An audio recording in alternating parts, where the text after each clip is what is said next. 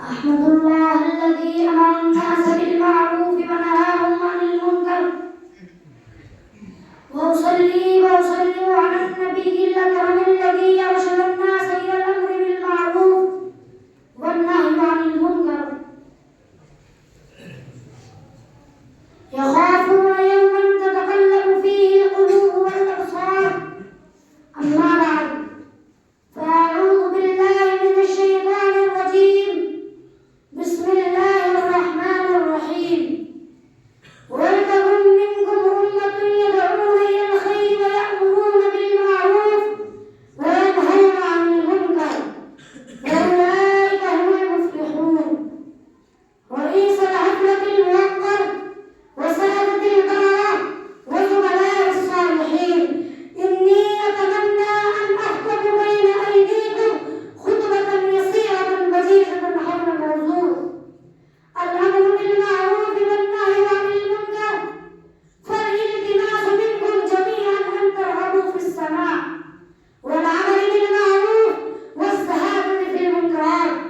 إخواني في الإسلام، الله الذي خلق الجن والبشر يريد أن يدخل عباده في جنات عرضها السماوات والأرض، لذلك هدى الناس إلى صراط مستقيم والشرور التي تهديهم إلى الجنة والرضوان.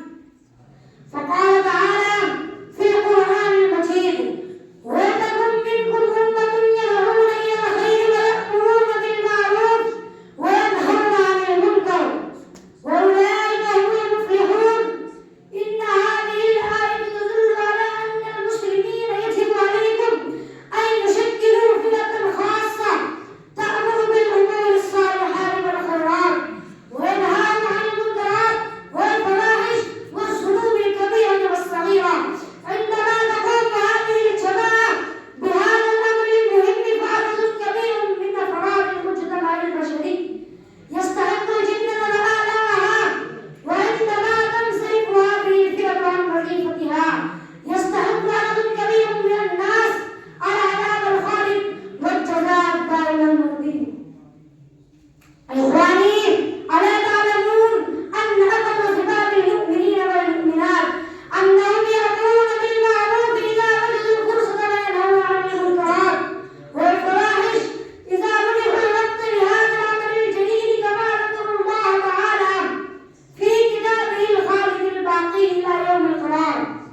والمؤمنون والمؤمنات بعضهم أولياء بعض، يأمرون بالمعروف وينهون عن المنكر ويقيمون الصلاة ويؤتون الزكاة.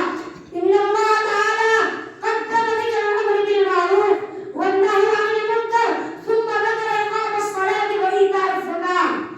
هذا الزمن من الذكر يدل على أهمية الأمر بالصلاة والزكاة والخير والفلاح والسعادة، والنهي عن الشرك وشرب الخمر والزنا والكذب والمكر والكفر بالله والفسق والفجور.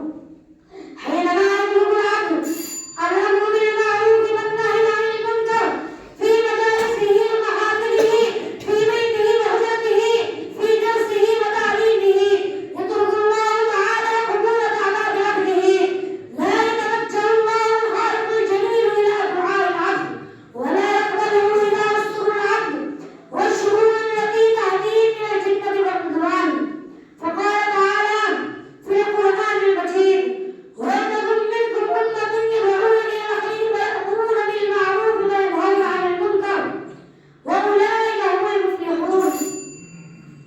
وبما يختم كلامي، والسلام عليكم ورحمة الله وبركاته.